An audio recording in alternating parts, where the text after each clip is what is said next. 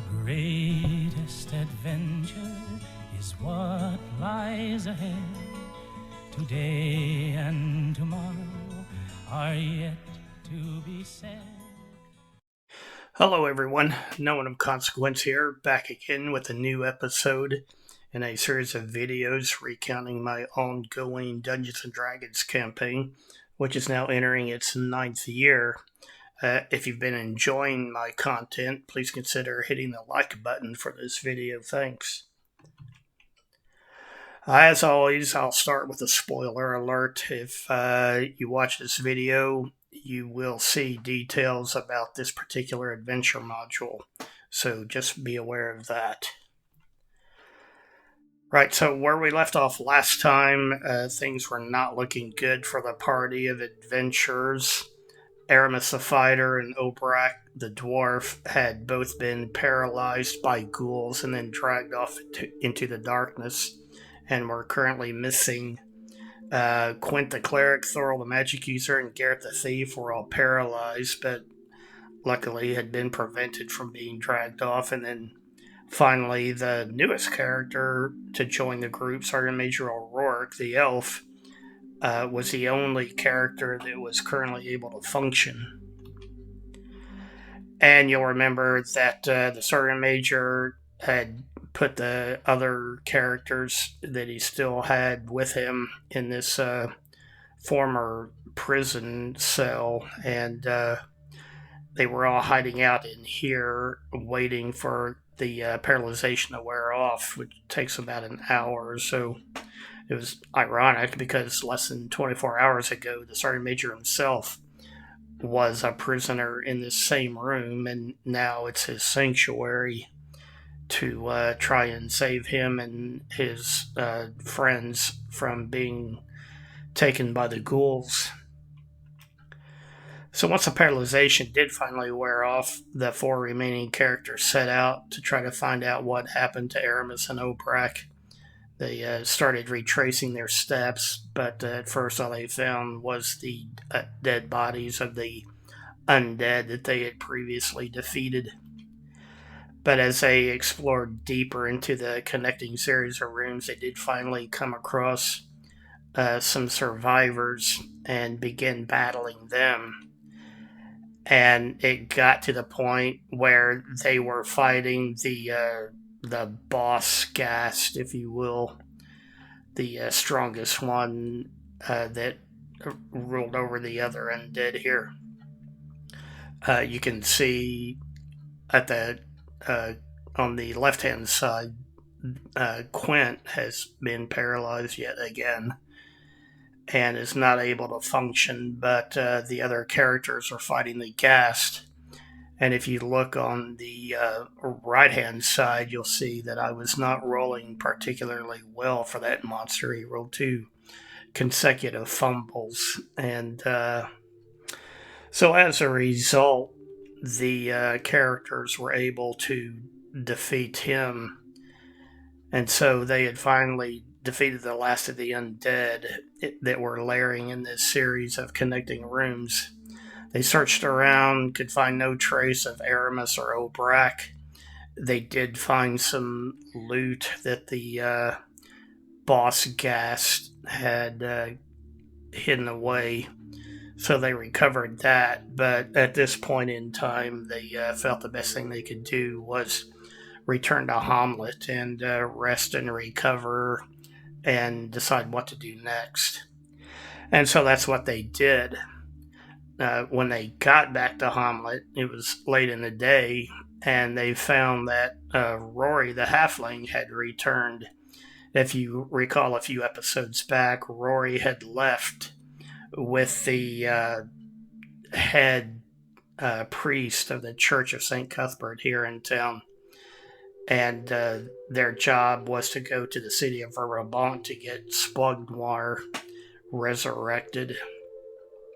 And Rory went along on that to make sure that everything had been done and that the characters had met their obligations in that.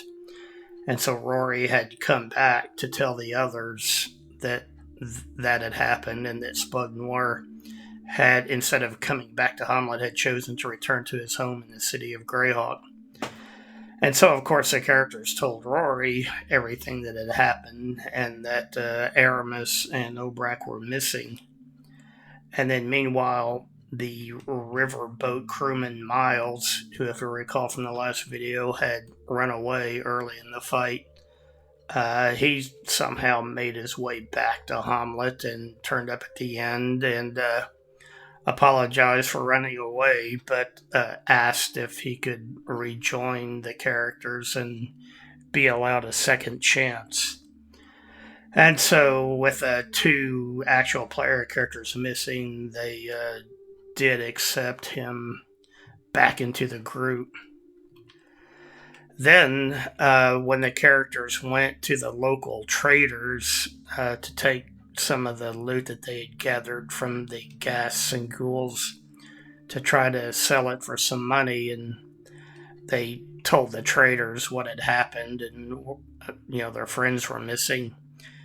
And so they generously offered to hire out their guard for a reasonable daily fee to try to boost their combat strength. And that guard, his name is Medstead. He's down there at the bottom of the screen. And these names, I keep this website here bookmarked so that if I need to come up with a name quickly, then I can do so at that website. And so that's where the name Medstead came from. So yeah, the characters agreed to take Medstead along as well to help out. So the next day, the characters returned to the temple. The series of rooms where the undead had been located were all still empty. So that opened up into a hallway, and the characters came across a door. So they decided to follow it. And as you can see, it was a diagonal door, or a diagonal hallway leading up to another door. And Garrett the thief moved up to listen, see if it was locked, all that stuff. What a thief does, but unfortunately, when he approached the door, he sprang a pit trap and fell down into it. And soon after he fell into the pit, water started pouring in. The other characters, primarily Rory,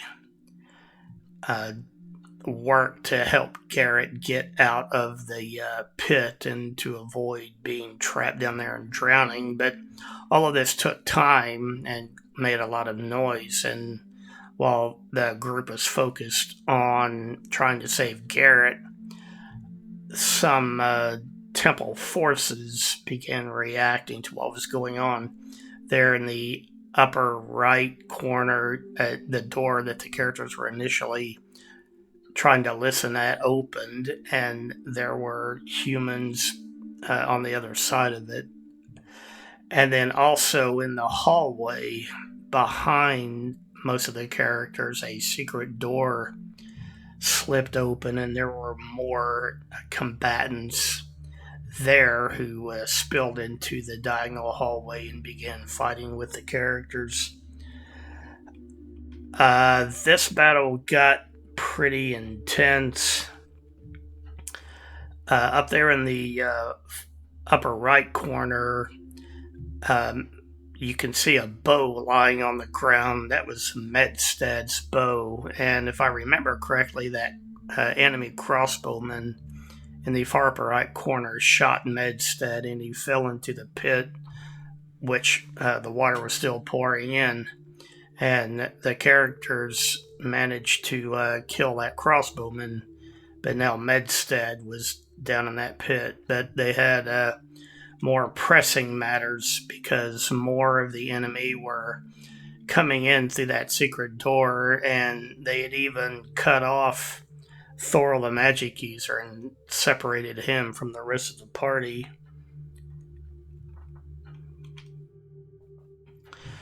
So in this screenshot here, other bad guys are coming in from the upper right corner, and they're just stepping around the corner of the water pit to engage the characters up front. And then others are coming in through the secret door, and they've effectively trapped the player characters between two different groups. And they've even separated Thorol the magic user from the others and have managed to basically kill him. And in fact, at the very bottom right, you can see the player for Sergeant Major O'Rourke lamenting Thorol's fate. And that's what you see here. You see Thorol the magic user with a skull and crossbones icon on him and a negative health bar. So he's down, and then those bad guys turn to fight with Quint and the Sergeant Major. And then Rory is fighting as well. By now, of course, as I said a few frames ago, Medstead had fallen into the pit. Also, Miles, the river sailor, you can't see him in all this chaos, but he has gone down. And so, once again, things are looking a little dark for the characters. And as you can see there on the left, through the secret door, more reinforcements are showing up. And here's a advance a few more rounds later. The characters are defeating their antagonists, but it's not all going their way. You can see a backpack there on the floor next to the Sergeant Major that somebody must have rolled a fumble, because that's one of the results on my fumble table is the shoulder strap can come loose on your backpack, and it goes flying through the air for a random distance in a random direction. And so until you can try to retrieve it, you don't have any of your things with you. So the characters continue to fight. In the far upper right-hand corner, you can see some of the bad guys with a net icon. Normally I use that to denote hold person. So I'm guessing that the Sergeant Major had cast a hold person spell up in that room to try to even the odds a little bit. And then meanwhile, all of the characters who are remaining are gathering up around that secret door, and they're going to try to get in there to get out of the line of fire from anybody shooting at them from across that water pit. And so this screenshot shows that you see Garrett and Quint and Rory and the Sergeant Major in the shadows towards the top, and they've dragged along Thorol's body with them. But some of the bad guys from that room have circled around and are moving to engage the characters in this hallway. And here you can see how the fight progresses, and the characters are getting the upper hand, and they're down to this one leader type. And then they finally defeat him as well, and finally all is quiet.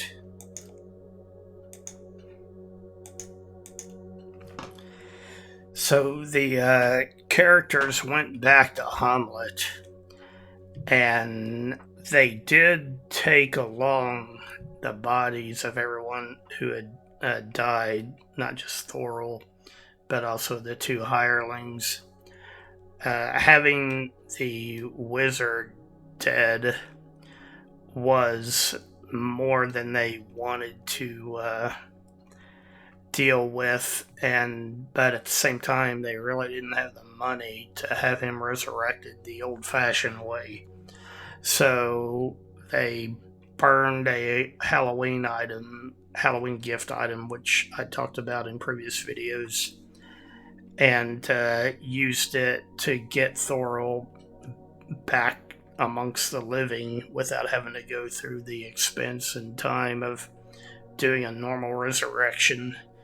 So they used the Wake the Dead scroll on Thorol to get him back. And then the characters had to go back to the traders and tell them that the hireling that they had loaned out was dead, and they didn't have any means to bring him back, and they couldn't afford it. And so the traders made the characters pay over a 50 gold piece penalty to compensate them for the loss of their man, with the threat that if they didn't pay, then, these guys being the only merchants in town, that they would refuse to do business with the characters for the rest of the time that they were here.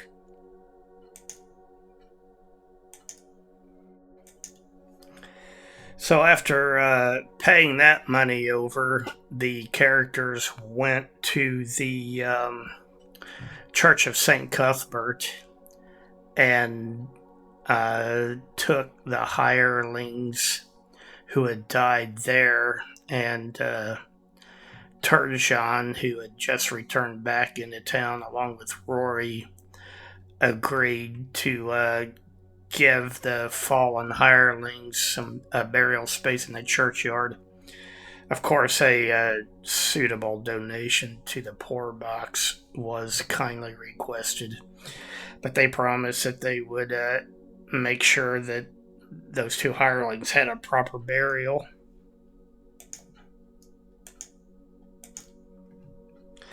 So another thing that the characters did, Thorol had his pet owl, Athos the owl, and the characters decided to send Athos back to Nulb and relay everything that had happened over the last couple of days to Otis the blacksmith through the giant owls that he keeps on hand.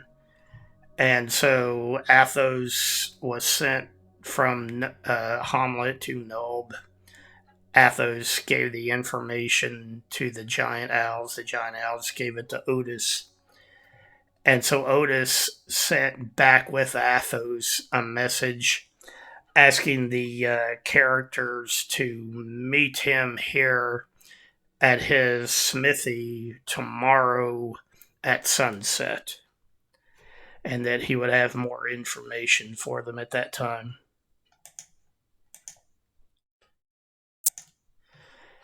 Now, one of the bits of information that the characters sent to Otis was that everything that they were fighting were all carrying this symbol in the form of a black triangle, and that surely there was some significance to that, but they weren't quite sure what it meant.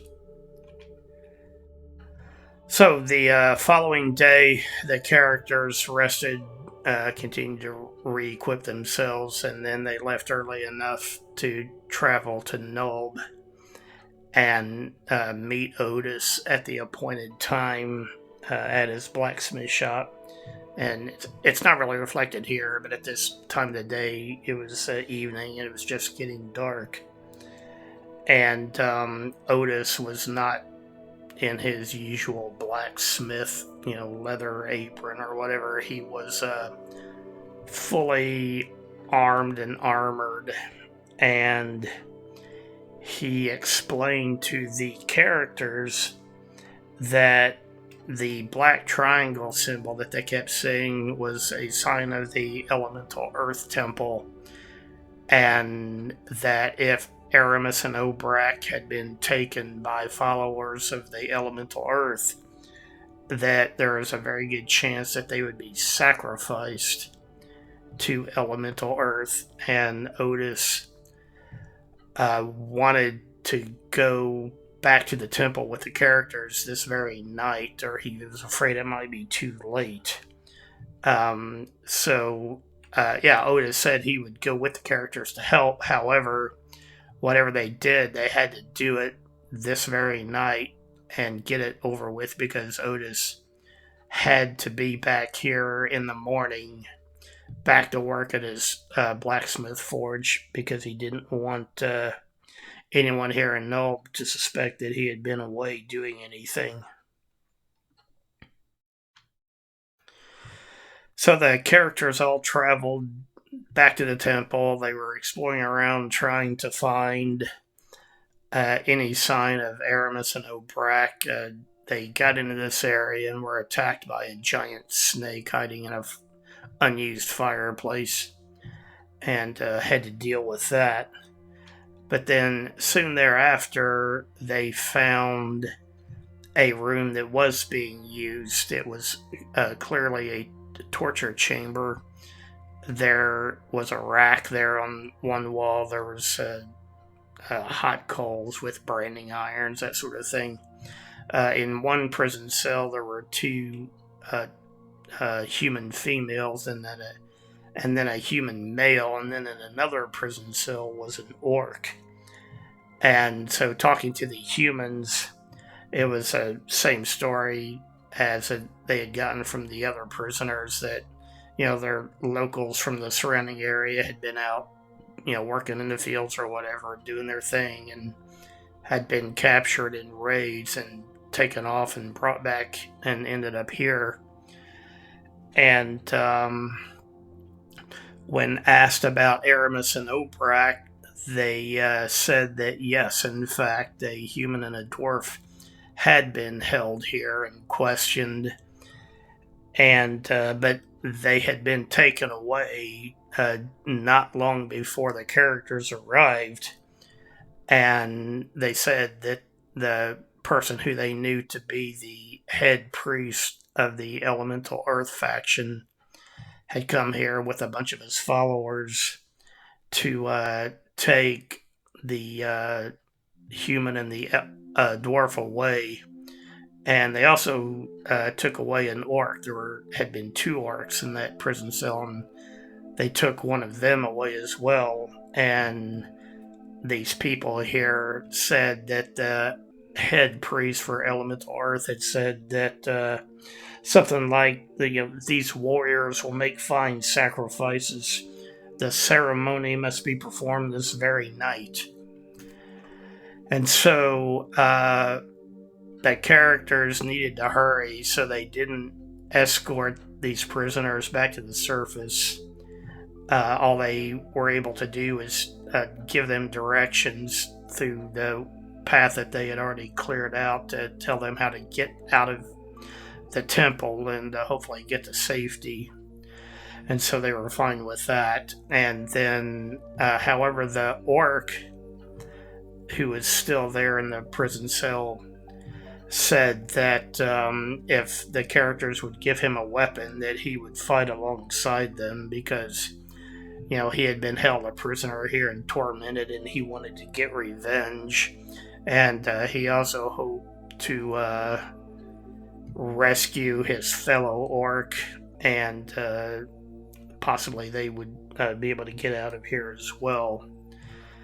So, with those preparations being made, the characters set out to try to rescue Aramis and Obrak. Alright, well, that's all I have for this episode. As always, if you enjoyed the video, please consider subscribing if you haven't already, so that you'll get notification when I upload new episodes.